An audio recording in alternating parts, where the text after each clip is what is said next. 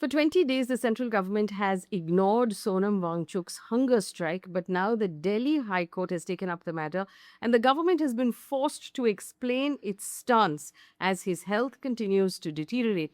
And the answer tells us a great deal about what is likely to happen next. So, in this video, we're going to look at what the government has argued before the Delhi High Court based on reports that we have heard and what this means about the government's approach to Sonam Wangchuk. Because remember, we've had no official comment from the government on Sonam Wangchuk until now.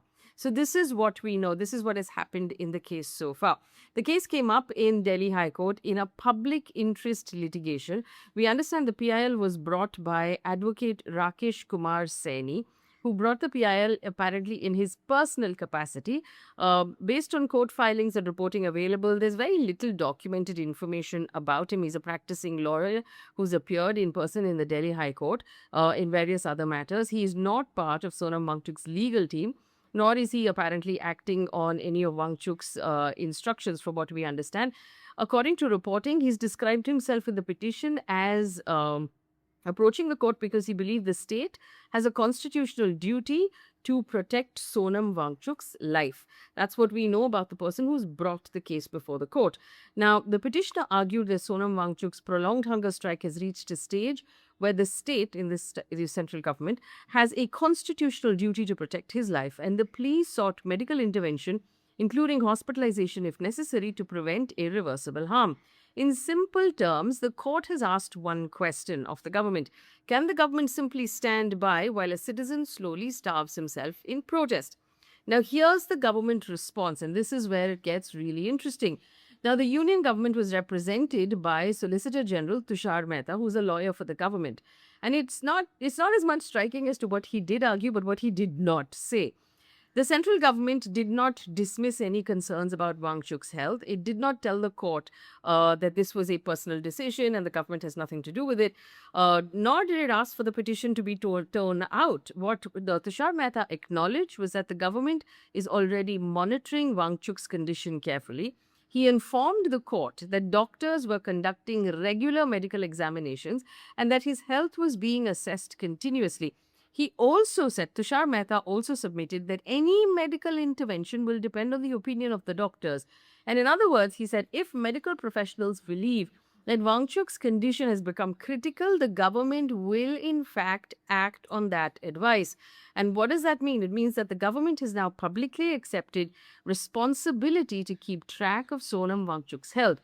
It is a significant shift from simply treating the hunger strike as a protest. So, what did the government not say? And here's the interesting thing. The government avoided saying that it would force feed Sonam Wangchuk. It did not agree that he should immediately be hospitalized. It did not seek an order to end the protest. It did not in any way comment on the demands of the protest or say that it would have a dialogue. So it did not say that a representative of the government has spoken to Wangchuk or will speak to Wangchuk, or any dialogues at all possible. The government's position leaves almost all options open at this point. Medical monitoring continues.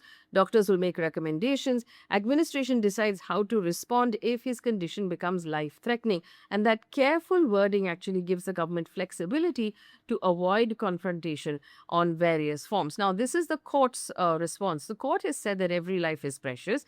The bench directed that Wangchuk's health continue to be monitored by government doctors, emphasis on ensuring that his condition does not go unnoticed if it worsens. The court stopped short of ordering hospitalization. It stopped short of directing force feeding. Instead, it chose a middle path. It said monitor closely and act if necessary. So it does seem here that the government and the court are in agreement that if things become fairly critical, then it is necessary now, based on the directions of the court and the commitment of the government, to intervene medically. So there is a possibility there that for Sonam Wangchuk, if he reaches a critical condition based on the doctor's reports, that he will be whisked off to, with consent or otherwise, to a hospital in order to be put on a drip and or maybe even for sweet. We don't know now if that has been confirmed. Let's take a look at what Sonam Wangchuk's status is today as of day 20. He's lost another 350 grams, so a total weight loss of 9.5 kgs. According to the health bulletin issued by the medical team that's monitoring him, he now weighs 56 kgs. His blood pressure recorded at 108/68. His blood sugar is 80 and the pulse rate is at 72 beats. The doctors have said he's showing signs of dehydration, but he's remained mentally alert. Doctors have also warned that his condition is at a critical stage due to the prolonged fast, and the next phase could be alarming, with the possibility of organ damage if the hunger strike continues. Wangchuk, however, has reportedly refused to call off his fast. He said ending it without any response from the government will send a wrong message, and he maintained that the focus could now be on making the July 20th march to Parliament a success. Now, he's basically said that he will stay alive until the 20th of July to march to Parliament under any cost. And he joked to the people who were with him and he said, "We need energy until the 20th of July. We have to march peacefully. We will go together." And he said, "If you don't come on the 20th of July, I will come back as a ghost and I will haunt you," making people around him laugh. So, what is likely to happen next from what we know?